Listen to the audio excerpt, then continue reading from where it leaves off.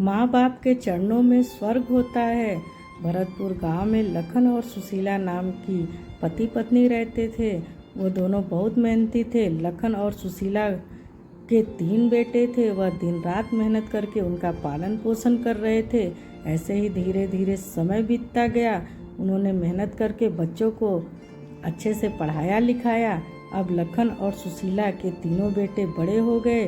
उन्हें ऐसा लग रहा था कि अब बेटे काबिल हो गए हैं और हमारी तकलीफ अब कम हो जाएगी। तीनों बेटे अब बड़े हो गए थे। वह कमाने के लिए अलग अलग शहर में जाकर बस गए। लखन और सुशीला की खुशी का तो कोई ठिकाना ही नहीं था कि चलो हमारी मेहनत रंग लाई। अब हमारे बच्चे शहर कमाने के लिए गए। अब हमारे अच्छे दिन भी आएंगे। सुशीला बोली, अब मैं घरों में काम नहीं करूँगी और तुम भी बाहर खेती के लिए मत जाया करो। अब तुम्हारी भी उम्र हो चुकी है, तुम्हें भी आराम की ज़रूरत है। अब तो हमारे बच्चे बड़े हो गए हैं, कमाने लगे हैं, वह हमारा खुद ही अच्छे से ध्यान रखेंगे। अब हमें चिंता करने की कोई ज़रूरत नहीं। लेकिन लखन और सुशीला की यह गलतफहमी थी। अचानक से लखन बहुत बीमार पड़ गया। वह काफ़ी समय से बीमार था, लेकिन अब उसकी तकलीफ और भी ज़्यादा बढ़ गई। तब सुशीला बोली, अरे जी चलिए चलते हैं अपने बच्चों के वहाँ, वह हमारा अच्छे से ध्यान रखेंगे।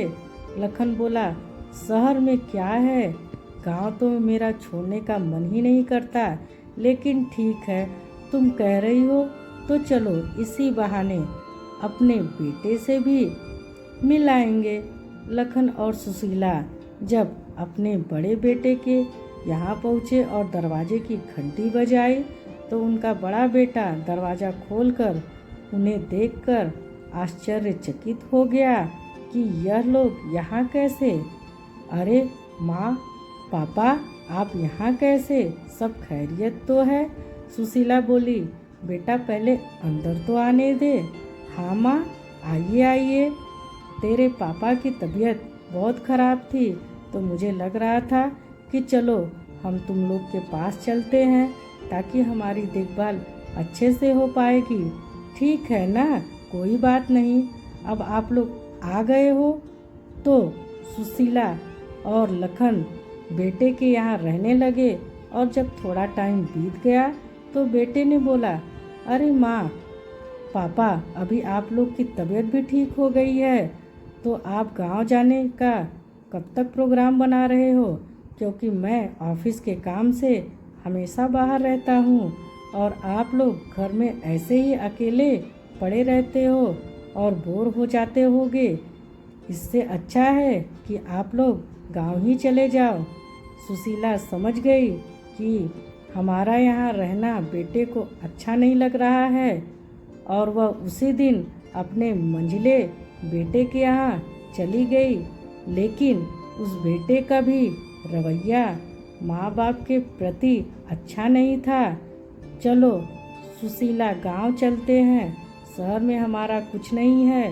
हम गांव में फिर से मेहनत करेंगे और अपनी ज़िंदगी आराम से कट जाएगी।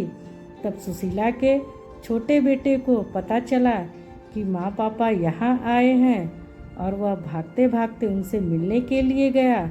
और जब उनसे मिला तो अपने माँ पापा को गले से लगा लिया और बोला, आप इतने दिन से यहाँ आए हैं और आपने मुझे मिलना भी ज़रूरी नहीं समझा।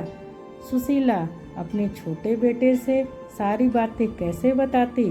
सुशीला, अरे बेटा, यहाँ आए हमें काफ़ी दिन हो चुका था और तुम्हें पता है हम गांव में रहने वाले हैं, इसलिए शहर में हमारा मन बिल्कुल भी नहीं लग रहा है, इसलिए अब तुमसे भी मिलना हो गया तो अब हम गांव जाना चाहते हैं। नहीं माँ, आप दोनों यहीं रहेंगे, अभी बड़े भैया और छोटे भैया भी यहीं हैं, तो आप गांव जाकर क्या करेंगे मैं कुछ नहीं जानता। आप मेरे साथ यहीं रहेंगी। गांव में आप लोगों का देखभाल करने वाला कोई नहीं है। और छोटे बेटे ने माँ बाप के प्रति अपनी जिम्मेदारी बखूबी निभाई और दिन रात उनकी सेवा करता। लखन और सुशीला को यकीन ही नहीं हो रहा था कि उनका छोटा बेटा उनको भगवान की तरह मानता है और उनकी दिन रात सेवा करता है। सुशीला बोली, भगवान करे तुम अपनी ज़िंदगी में बहुत आगे बढ़ो और सारी ऊंचाइयां तुम्हारी कदमों में हो। सीख, इतिहास गवाह है जो हम माता पिता के साथ करेंगे हमारे साथ जरूर होगा, तो इसलिए हमें अपने माता पिता के प्रति अपने कर्तव्य को हमेशा निभाना चाहिए। उम्मीद है आपको यह कहानी पसंद आई होगी, तो प्लीज़ कमेंट करके बताइए और मेरे चैनल को लाइक, शेयर, कमेंट और सब्सक्राइब ज़रूर करिए। धन्यवाद।